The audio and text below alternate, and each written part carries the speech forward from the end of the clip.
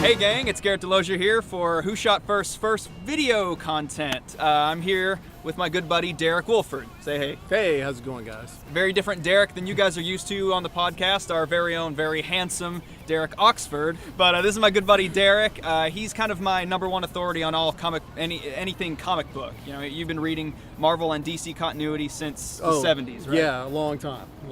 So we just got through seeing in the IMAX here in Nashville the exclusive trailer for Zack Snyder's Batman vs. Superman Dawn of Justice. This is directed by Zack Snyder, and he directed the movie that this is a sequel to, which was Man of Steel. What did you think of Man of Steel?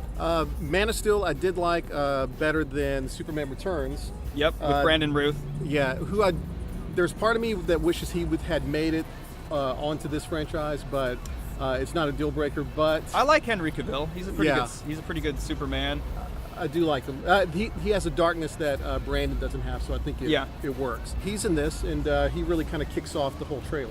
Yes, what we see is a dimly lit statue looking very Superman-esque, and you hear a lot of chatter. Maybe Superman isn't as popular as he was at the end of Man of Steel. Now he's sort of, I think people are very scared of somebody that has this much power. You start to hear Jesse Eisenberg's voice, who plays Lex Luthor in this film.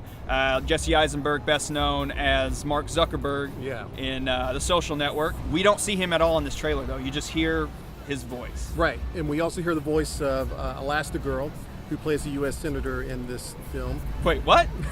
I'm sorry, Holly Hunter. Yeah, okay. But then as we pan up... we get in close, lights start coming on to illuminate this statue, and it has been defaced on the chest, written in bright red paint. By the same person who did the title credits to 300, it looks like, in these very slashy graffiti style, but definitely menacing, saying false god. Yeah. Right out of the gate, I think Superman is sort of this pariah. You know, he's I don't know if he's actually trusted by the world at large. Being an extraterrestrial and being as powerful as he is, what's to stop him? Ben Affleck as Batman. Who apparently. Who else? Well, at the end of the voiceover, we hear Scar from The Lion King, who kind of sets up the intro to Batman. Alfred is played by Scar from The Lion King in this feature. So we see the close-up of Ben Affleck looking very solemn somewhere, presumably at the suit, and then you get the close-up of the suit, and you see the scars and the knife marks across the suit, which shows that he's been in business for quite some time. Yeah, I think we're getting into this film. Batman already exists in this universe, which is a good thing. We don't need another Batman origin story. We don't need to see the pearls fall. How many times do we need to see those pearls fall from Martha Wayne's neck? We don't need to see it. We don't need to see it again, but in this film, I think Batman already exists. He's already a known force, and Ben Affleck, he's looking kind of gray, like he's getting back into the game because Superman is this threat. So this borrows heavily from Frank Miller's The Dark Knight Returns. Let's talk about the Batman outfit, the regular Batman outfit. Right. Okay, finally, this has been a beef of mine ever since the Keaton days.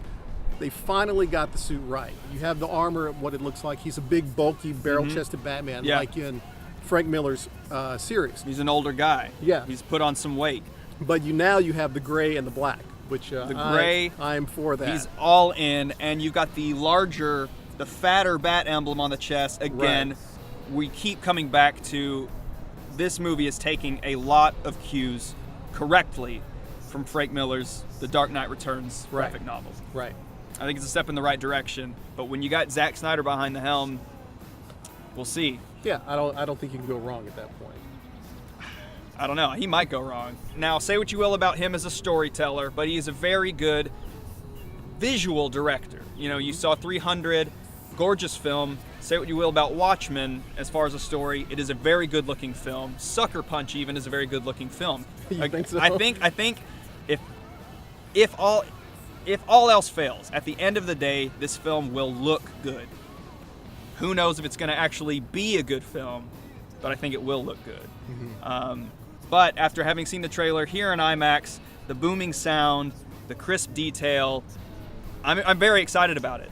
there's a lot of good shots. And let's talk about the exclusive shots that we got to see. Right. Let's see. Typically, where does it end on? You hear Batman's voice. Yeah. You hear, and he says, "Do you bleed?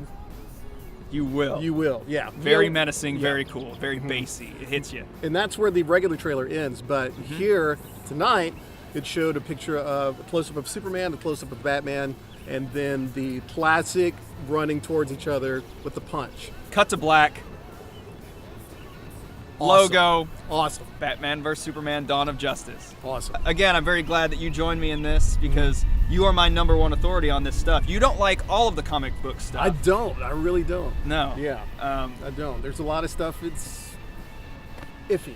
Yeah. You know, if you had told me several years ago that I would be standing here talking about Ben Affleck as Batman and watching a good Daredevil on Netflix, I wouldn't believe you. Right, but here we are. We're both very excited about it. We'll keep you posted. We're definitely going to go see it, and we'll let you know. Oh, yeah. Anything you want to plug, Derek? Twitter. Do I want to plug? No, not really. Listen to Who Shot First. It's awesome. That's right. Listen to Who Shot First. See ya. All right. Right out of the gate. I say that all the time. Right out of the gate. Right off the bat.